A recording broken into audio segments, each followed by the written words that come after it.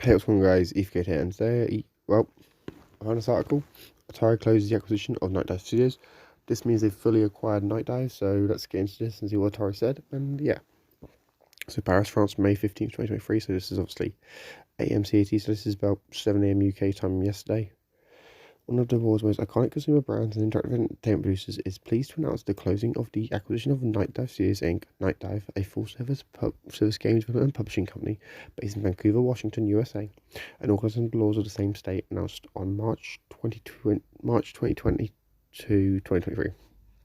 With this acquisition, Atari will enrich its large library of owned IP, be able to leverage NetDev's proprietary technology and utilize NetDev's publishing capabilities in order to support Atari's retro-focused growth strategy.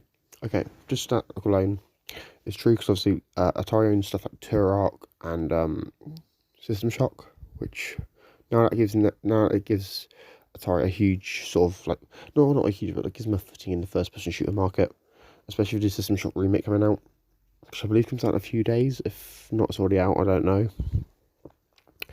But yeah, that's pretty cool. Obviously, also Atari's got this huge catalogue of retro games as well. They've been recently buying up like Stern Electronics, there's 100 games they bought like Bubsy and Hardball. They've also got stuff like the library of M Network. So I wonder what this means. I wonder if they're going to use Night Dive to actually do some stuff with those properties. See, our shared passion for preservation and innovation in retro gaming makes Atari the ideal partner, and our team is excited to take this next step, said Stephen Kick, CEO of Night Dive. Atari's support is going to allow us to grow our business and expand our reach. I hope that's true. I hope Atari does actually invest a lot in Night Dive. I hope Atari puts some money into the company because they seem really talented. They know how to bring back so many great games, and also that leads to so many great games, not only coming to the Atari VCS, but other platforms like Steam and Nintendo Switch and all that sort of stuff. Right, let's see.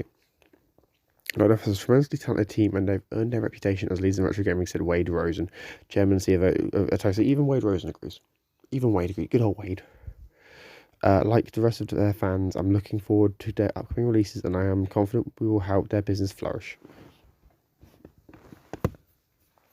I mean, Wade Rosen is rich, and not like rich. He's rich. So he can obviously afford to like help Atari, and help Night Dive make money. Because obviously, Night Dive's already making $3 million a year in profits, at least from what I know, or a lot of profits like revenue. So this could also help not Netflix. This could also help Atari become profitable.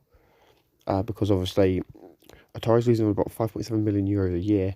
So if Night Dive is bringing in 3 million in revenue, that could also lead to obviously an increase in revenue for Atari, slashing the losses, and then obviously the losses are gone within the next few years. That's just my take on it though.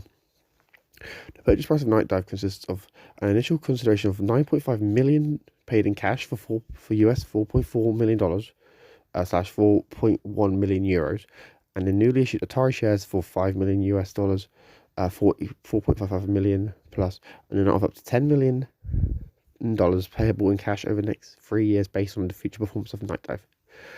That's another big point, because obviously we were told it was about $10 million. It's not $10 million, it's $9.5 million in total. But obviously it could be up to $19 million over the next 3 years, depending on how well Night Dive does for Atari.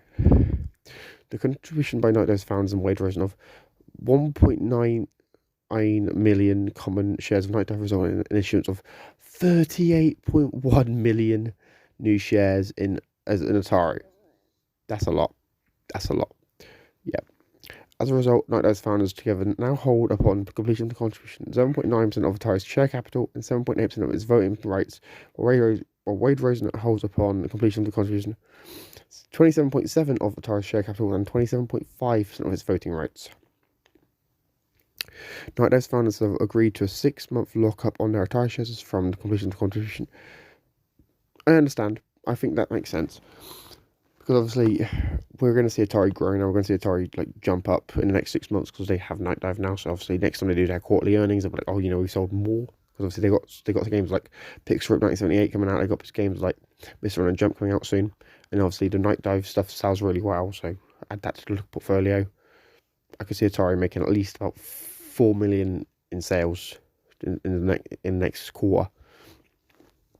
The cash portion of the purchase price will be partially refinanced by the issuance of the 30 million convertible bonds announced on March 22, 2020, which for those terms and conditions will be released in the coming subject to the Atari des Magic Finances AMF approval of the prosecutes. So then it goes on to some stuff which I don't understand any of this table, but this is a table. Then it goes on to about Atari. Yeah, that's it.